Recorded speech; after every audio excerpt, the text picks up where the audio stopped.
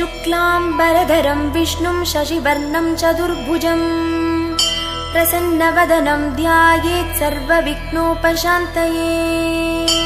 व्यासं वसिष्ठनप्तारं शक्तेः पौत्रमकल्मषम् पराशरात्मजं वन्दे शुकतातं तपोनिधिम्।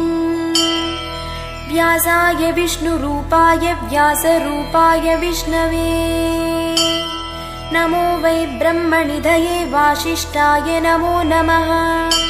अविकाराय शुद्धाय नित्याय परमात्मने सदैकरूपरूपाय विष्णवे सर्वजिष्णवे। ॐ नमो विष्णवे प्रभविष्णवे।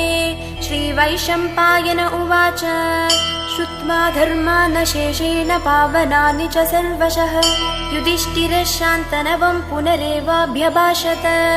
युधिष्ठिर उवाच किमेकं दैवतं